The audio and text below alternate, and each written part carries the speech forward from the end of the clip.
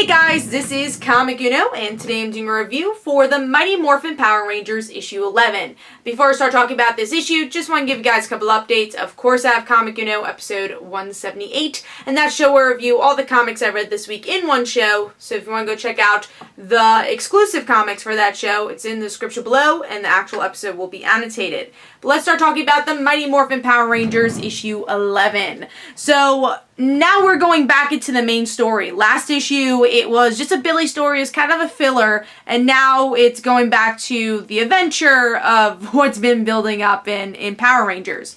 Very cool cover here. We have Billy and Tommy lost on an island. Really like the colors. Great cover. And the interior artwork goes back to what it's been, and I think it fits the tone of what's been going on with Power Rangers. I do think sometimes facial expressions could be a little better, but I like the background. The setting they build really well, and when they're in their Power Ranger suits, like I like the grittiness to that Power Ranger suit. I think that's cool. It's just when they're in their civvies, I think the facial expressions could be a little better, especially after you read Power Rangers Pink, where I think they do facial expressions really well. So let's get into the story. So with this issue, it focuses on the Power Rangers coming back home and Billy and Tommy still being missing. You get a little reaction of the parents saying, "Oh, where's my children?" And we find out that they're in some alternate timeline future. And there's these black Power Rangers. We don't know who they are. It's just changed. We don't know why the Power Rangers are like these police officers and all that.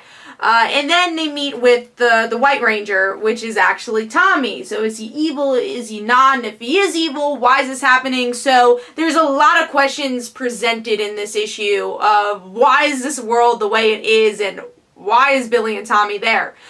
So I do think this issue does a good job at building that. I wish they explored the world more. I honestly didn't really need Kimberly and the rest of the team. Jason. I didn't think I needed that part because it didn't really fill much of the story.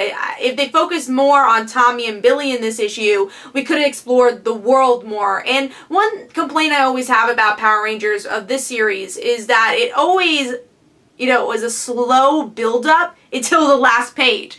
And then the next issue, they kind of resolve it, and then slow, build up, big reveal. So I kind of wish the pattern was a little bit different, where the interesting aspects of the story could be spread out throughout the whole issue, because there are definitely some lulls in the story.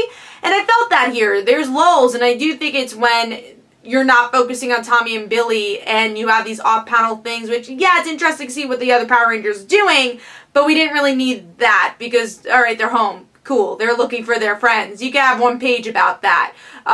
They should have built the world of this future and seen what Kimberly, Jason, Trini, what they're doing in the future would have been more interesting to see them there. So that's why I give it 3.5 stars. I really enjoyed the issue. I like the direction it's going, but there is some of those faults where you do have those lulls in the Power Ranger issues. So I will give the Mighty Morphin Power Rangers issue 11 3.5 stars. Hopefully you guys enjoyed.